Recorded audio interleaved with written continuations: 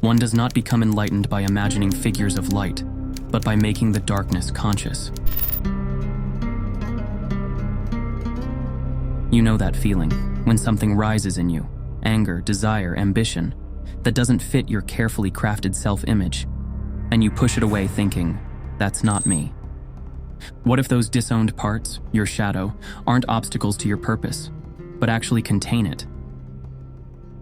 The clock reads 3 a.m. Books scattered around me, Jung, Campbell, Hillman. My reflection ghostly in the window against the city lights. In my hands, a photograph of myself as a child. Before I learned which parts of me were acceptable, which parts I needed to hide. How many of us live half-lives because we're terrified of the darkness within us? I'm Alexander Gray, and this is Vertigo. And tonight we're venturing into dangerous territory. How your shadow self reveals your deepest purpose. Everyone carries a shadow, and the less it is embodied in the individual's conscious life, the blacker and denser it is. Carl Jung. I was teaching ethics at the university, a lecture I'd given dozens of times. We were discussing altruism when a student asked, "Isn't all selflessness just disguised self-interest?" I launched into my practice response about Kant and categorical imperatives, when suddenly, a voice inside me, not my teaching voice, but something colder, more cynical, whispered, "You're lying to them." Right there, mid-sentence, I felt my carefully constructed identity crack, because I didn't believe what I was saying. Not really.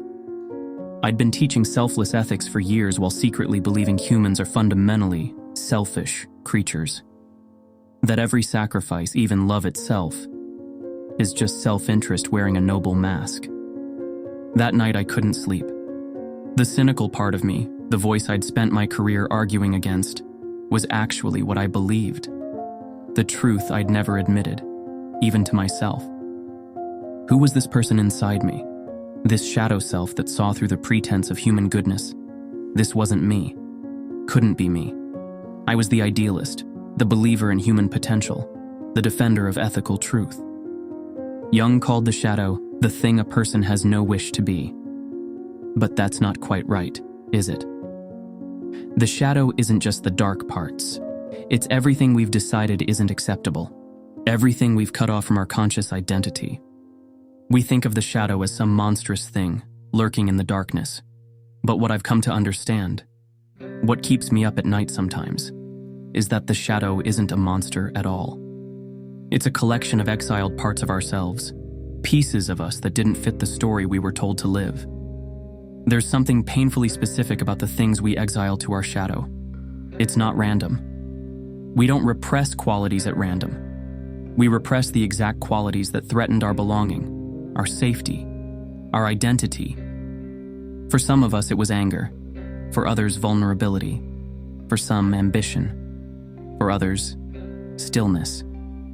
We build our conscious personality like a fortress against these forbidden qualities. We become their opposite. The quiet child of chaos becomes obsessed with control. The rejected one becomes the perpetual caretaker. The shamed one becomes the perfectionist.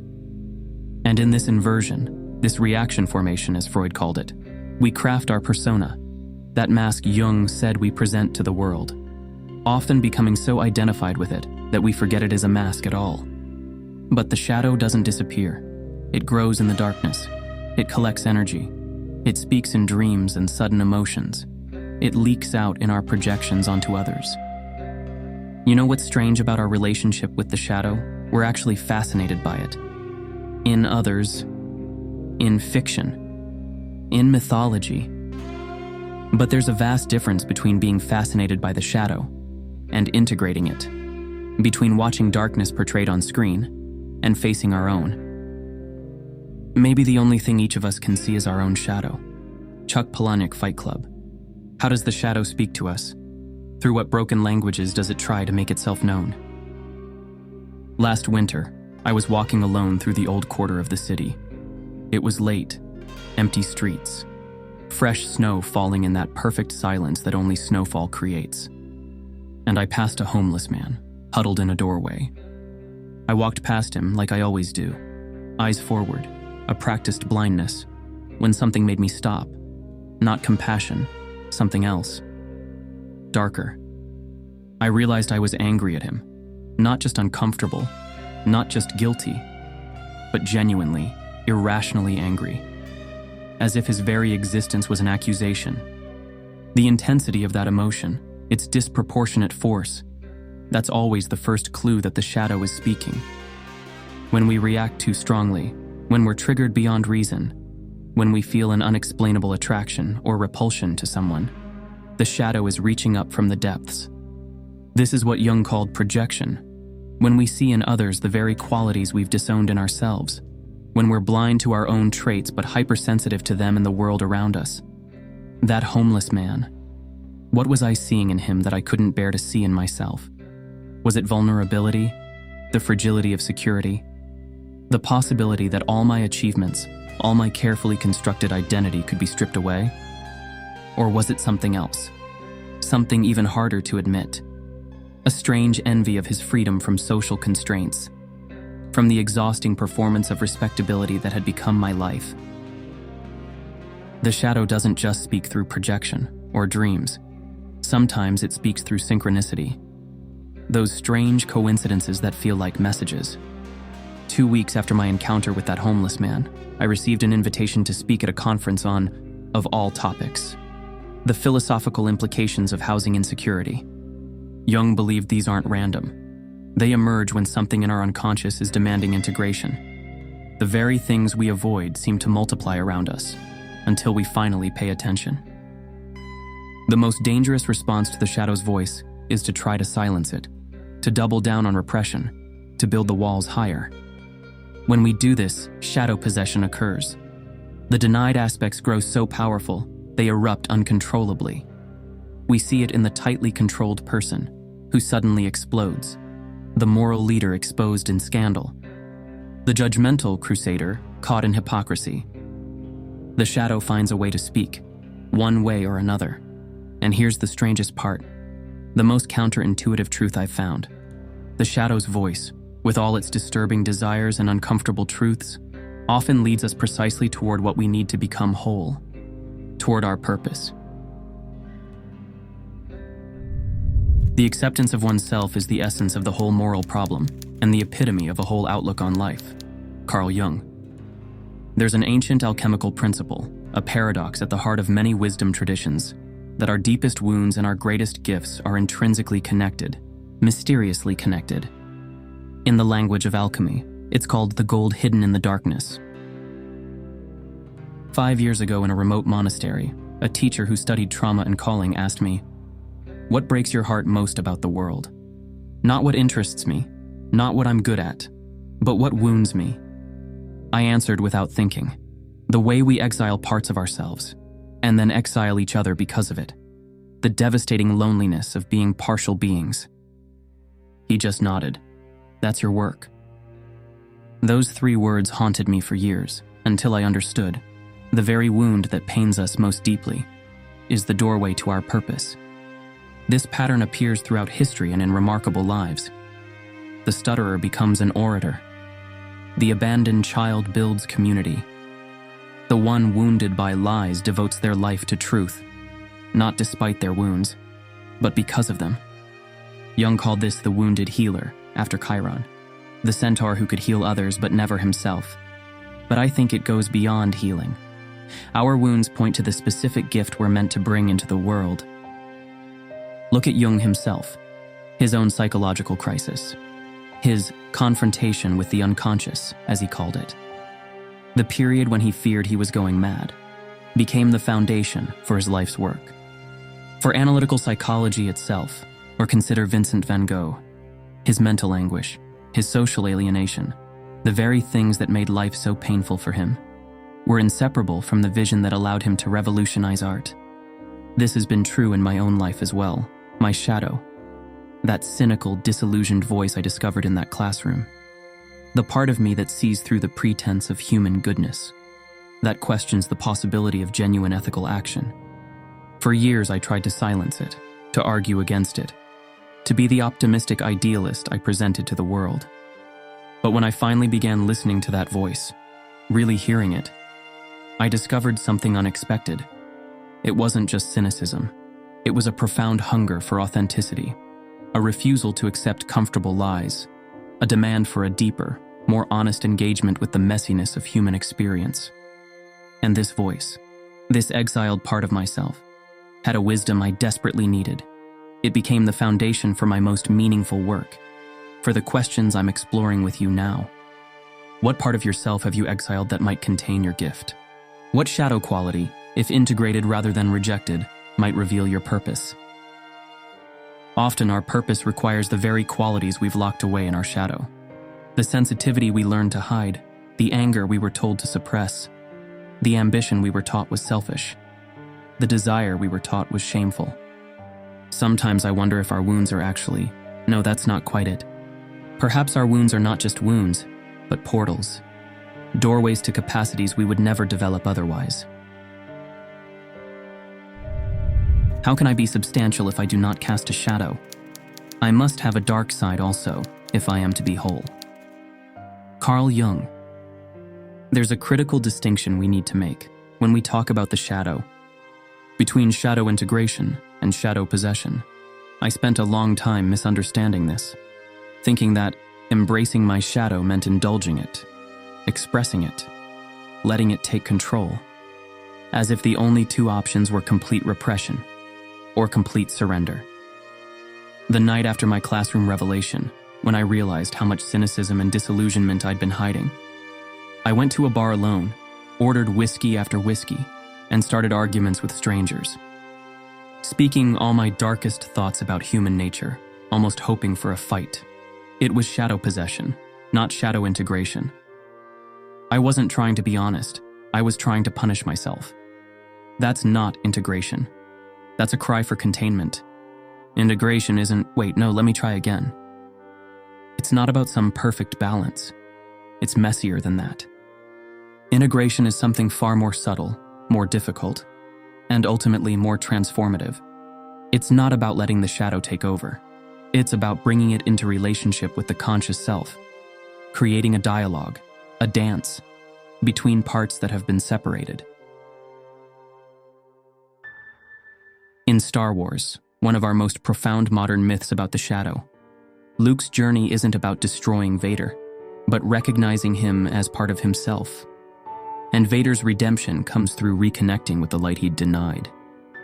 The wholeness isn't all light or all dark, but a reconciliation of opposites.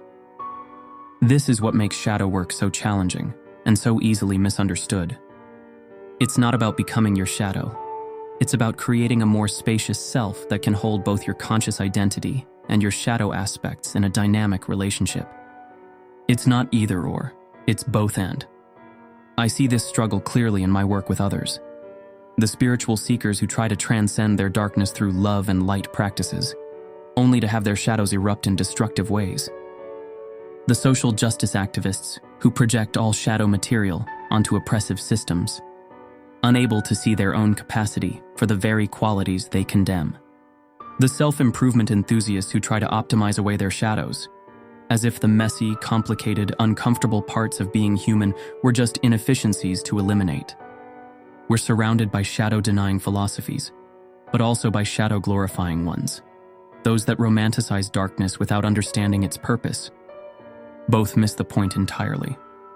True creativity emerges from this dance between light and shadow, from the tension of opposites held in dynamic relationship. This is the alchemical process, where shadow material becomes the prima materia, the raw substance that, when properly worked with, yields gold. These aren't just entertaining stories. They're maps for the psyche, instructions for the dance with darkness. But there's something else about shadow integration that's rarely discussed, something I've experienced in my own journey. There's a peculiar joy in it, in finally meeting these exiled parts of yourself, in ending the exhausting work of repression, in discovering that what you feared might destroy you actually completes you. It's not an easy joy, not a comfortable one, but perhaps the deepest kind. Like that moment when you finally stop running from a pursuer in a dream, turn to face them, and recognize your own face. There is no light without shadow and no psychic wholeness without imperfection. Carl Jung. I keep coming back to a troubling question, one that haunts me on nights like this. Why do we talk about the shadow as if it contained only dark qualities? The traditional Jungian view suggests that the shadow holds our negative, primitive, or socially unacceptable qualities. Our rage, our selfishness, our lust, our greed. But what if that's only half the truth? What if the shadow also contains our disowned light? This still unsettles me. I'm not sure I fully understand it yet. And maybe that's the point. No, wait. Let's look at it this way. A child born into a family of pragmatic realists might hide their artistic sensibilities. A boy raised in a hypermasculine environment might repress his sensitivity and compassion. A woman in a competitive field might deny her collaborative instincts. These aren't dark qualities. They're light qualities that have been pushed into the shadow because they weren't safe to express. Marion Woodman, one of Jung's most insightful successors, wrote about what she called the unlived life. Those parts of ourselves we never developed, never expressed, never embodied. Often it's not just our darkness we fear, it's our light, our power, our capacity for joy, our creative potential. As Marianne Williamson put it, our deepest fear is not that we are inadequate. Our deepest fear is that we are powerful beyond measure. Last year at a conference on philosophical ethics, I had a dream the night before my presentation. So vivid it woke me at 3 a.m. I saw myself on stage, not delivering my usual measured academic talk, but weaving philosophy with poetry, speaking from lived experience, vulnerable, raw. And the audience wasn't just intellectually engaged. They were moved, transformed. I woke up trembling. The dream showed me my unlived life as a teacher. The part that knows philosophy isn't just something we think about, but something we embody. The next day, I abandoned my notes and spoke from that place. It was terrifying and exhilarating. After, people approached with tears in their eyes, saying they'd never experienced philosophy as something so alive. What I had thought was my weakness had been my gift all along.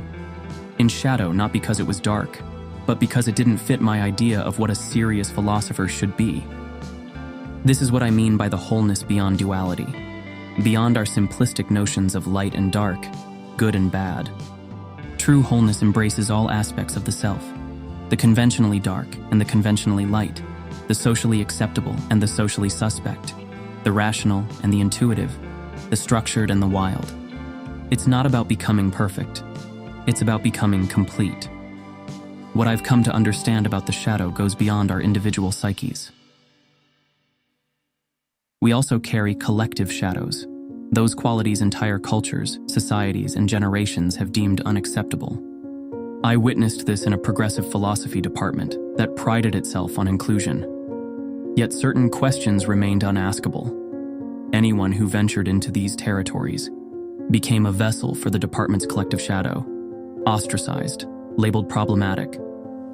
I don't know if I'm explaining this clearly. It's still something I'm working through myself. The most dangerous collective shadows form around our highest ideals. The shadow of religion is dogmatism. The shadow of justice is vengeance. The shadow of freedom is callousness. And sometimes our deepest calling emerges precisely where our personal shadow meets the collective one. Consider Martin Luther King Jr. confronting America's shadow of racism, not by demonizing white Americans, but by calling them to their highest selves. When we face our personal shadows with courage, we create ripples beyond ourselves. We make it safer for others to face their shadows too. It starts small. One person refusing to project. One conversation held in good faith. One courageous act of self-honesty. In certain mystical traditions, there's a concept called the coincidence of opposites. The idea that at the highest levels of reality, apparent contradictions are revealed as complementary aspects of a greater whole. Perhaps this is what wholeness looks like in the human psyche as well. Not the elimination of darkness, but its integration into a more complex, more authentic light. Not the achievement of perfection, but the embrace of our glorious, messy completeness. Dawn breaks outside my window, that liminal hour when night and day blur together, when opposites no longer fight, but simply exist. This moment between worlds is what Jung meant. Enlightenment doesn't come from chasing the light, but from turning toward the dark and letting it speak. I look at the photograph differently now.